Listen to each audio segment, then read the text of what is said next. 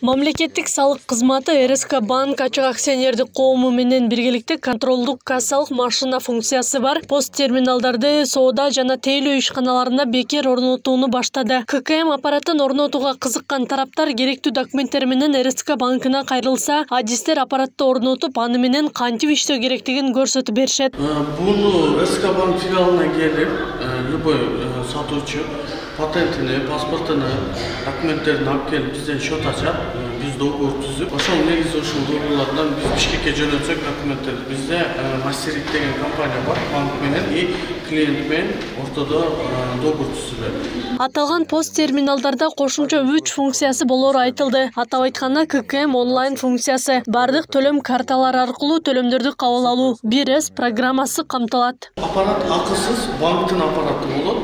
Но ай сайын абонплатасы болот. Абонплата мастерик деген компаниянын счетуна төлөнөт. Эмне үчүн төлөнөт? Бул ККМ аппаратта онлайн связь бар, то есть сим-карта бар, интернети бар, полностью 1С программа.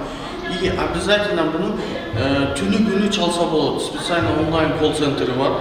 Ошолго чалып, консультация алып, сурооңор, проблема, иштете албай же бир связи бузулуп, не кылып калса, ошону чалса 24 саат суткада ошол компанияда жооп берип. Буга байланыштуу салык кызматы тарабынан түшүндүрүү иштери жүргүзүлүп, жер-жерлерде жыйындар өткөрүлүүдө. Бүгүн Жалал Абад шаарындагы жеке ишкерлер, салык төлөөчүлөр жана эсепчилер салык кызматкерлери менен жолугуп, ККМ аппараттары тууралуу маалымат алышты. Ошол менен келгенден кийин штеп коду менен киргизип койсоңуз болот, абсолютно базасынча атын жазып.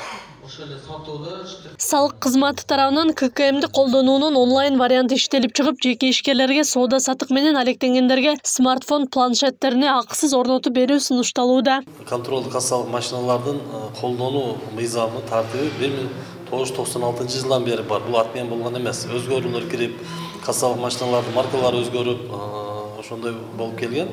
Ал мыйзам өзгөргөн эмес.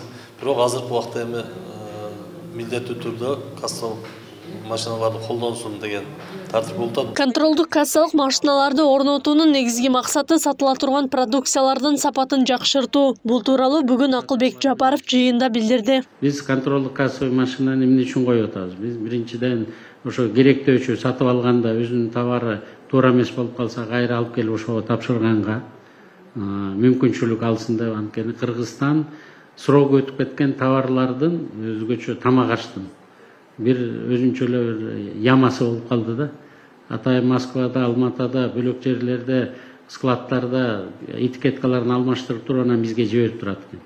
Мына ошолорго каршы күрөш башталып атат. Керектөөчүлөрдү биз колдойлу деп атабыз. Жаңы салык кодексине ылайык соода жүгүртүүсү 8 миллион сомго чейинки ишкерлер киреше салыгынан бошотулуп, патент албай калышат.